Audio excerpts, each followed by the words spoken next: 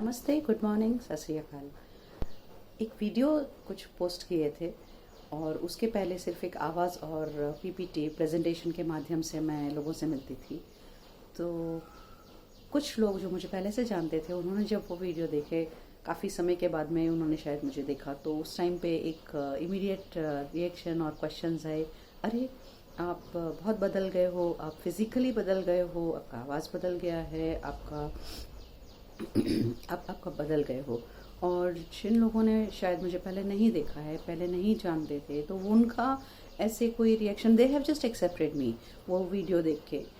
तो उस पे आज का ये थोड़ा सा थॉट कि क्या होता है कि हमारा माइंड, जो हम देखते हैं कुछ चीज़ को तो हम उसको वैसे ग्रास्प कर लेते हैं। वो एक माइंड का वे ऑफ वर्किंग है, दिमाग का एक वे ऑफ वर्किंग है। कि आपने एप्पल एप्पल ऐसे बोला, तो वो उस चीज़ को, उस आकृति को अपने दिमाग में उस तरह से आकृति जमा करके रख लेता है। यदि आप केला बोलते हैं तो दिमाग का एक, और आपने बच्चों को, क्योंकि हम बच्चों को भी ऐसे ही पढ़ाते हैं कि ये केला है, ये एप्पल है, ये संतरा है, ये मौसम्बी है, तो क्या होता है वो माइंड उस तरह से उस चीज़ को रजिस्टर कर लेता है। न कि सिर्फ आकृति, बट उसका रस, उसकी प्रकृति, वो सब अपने दिमाग में एक रहता है। पर इंसानों के साथ में ऐसा नहीं होता, राइट। इंसान जब आप किसी की आकृति, किसी का नेचर अपने दिमाग में एक सेट कर लेते हैं, होता क्या है कि धीरे धीरे नेचर के साथ में, जैसे एक बच्चा है, वो बच्चा रहता है, फिर धीरे धीरे वो बड़ा हो जाता है, बढ़ता है। बढ़ना प्रकृति का नेचर है, बदलना प्रकृति का स्वभाव है। और उस हिसाब से जब हम बदलते हैं, अपना मे बी अपीयरेंस होता है, स्वभाव होता है, अपना नेचर होता है, अपने विचार होते हैं, ये जब हम बदलते हैं, हमारे अंदर बदलाव आते हैं।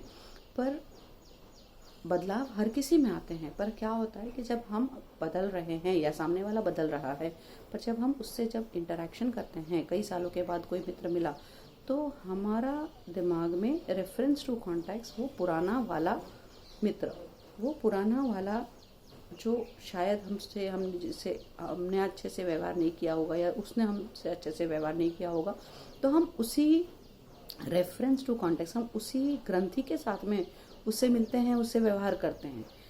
इतने सालों में वो जब बदल रहा है, नेचर बदल रहा है, स्वभाव बदल रहा है, शरीर बदल रहा है, तो वो व्यक्ति सेम कैसे रहा?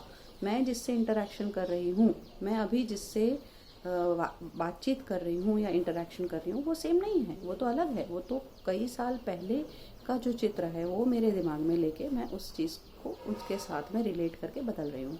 हाँ, बहुत अंदर की जो शायद प्रकृति है, बहुत वो चेंज होने में थोड़ा टाइम लगता है, पर वो भी चेंज होता है। जो आप ठान लीजिए उस चीज़ को, और आप जिस तरह के वातावरण में रहने लगते हैं या जिस तरह के आप लोगों से संपर्क में आने लगते हैं, उस चीज़ का इफेक्ट आप पर पड़ता है, तो आप बदलते हैं।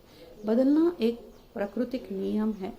और जब भी हम किसी से इंटरेक्शन करें, जब भी हम किसी से बातचीत करें, जब भी हम किसी को मिलें, तो कोई भी पूर्व ग्रंथि बांधे बिना यदि हम उससे मिलते हैं और अपने आप को ओपन रखते हैं कि हाँ, शायद ये व्यक्ति, क्योंकि ये व्यक्ति नया है जिससे हम मिल रहे हैं, तो वो बहुत सारी पॉसिबिलिटीज़ आपके लिए खोल देगा एक नए इंटरेक्शन के लिए।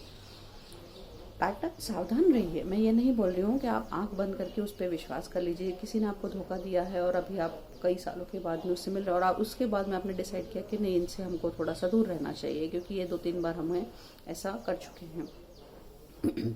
ठीक है, और आप शायद आपने डिस्टेंस कर लिया, या कुछ कारणोंवश वो दूसरे शहर में चले गए और अभी आए हैं काफ़ी वर्षों के बाद, आप जब मिल रहे हैं उनसे, तो प्यार से बात कीजिए, इंस्टेड ऑफ जस्ट आप वो पुरानी चीज़ों को दिमाग में रख के।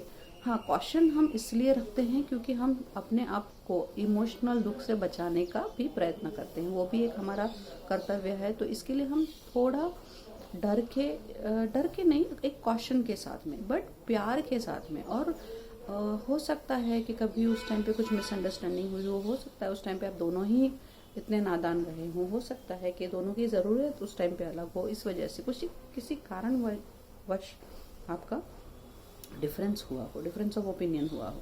तो इसलिए आप जब नई शुरुआत कर रहे हैं, जब आप फिर से किसी से मिलते हैं, और ये माँ बाप अपने बच्चों का, उनके लिए भी ये इतना ही एप्लीकेबल है। हम क्या करते हैं जब हमारे बच्चे बड़े हो जाते हैं, हम बच्चों के साथ में काफ़ी टाइम से जुड़े रहते हैं, तो हम उस बच्चे को बच्चे की तरह ही देखते हैं। ये तो वही छोटा है, ये मैं उसको समझाते रहूँगी तो वो समझ जाएगा। ये नहीं होता। बच्चे भी बड़े होते हैं, बच्चे नए वातावरण में जाते हैं, जैसे कॉलेज में गए या जॉब जिन्होंने शुरू किया, तो वो कई लोगों के संपर्क में आएंगे और दुनिया देखेंगे, और जब वो दुनिया देख रहे हैं तो वो उसमें से कुछ सीख लेंगे, और उस वजह से उनका जो प्रकृति है, उनका जो नेचर है, उनका जो बिहेवियर है, उनके जो हैबिट्स है, उनके जो थॉट प्रोसेस है, उनकी जो लाइक्स डिसलाइक्स हैं, वो उसमें भी चेंज आएगा। बट एज अ पेरेंट हम उसी रेफरेंस टू कॉन्टेक्स्ट, पुराने जो हमारे चित्र है दिमाग में अपने बच्चा या बेटा या बेटी के लिए हमने जो बनाया है, हम उसी रेफरेंस टू कॉन्टेक्स्ट से देखते हैं। ये दिमाग का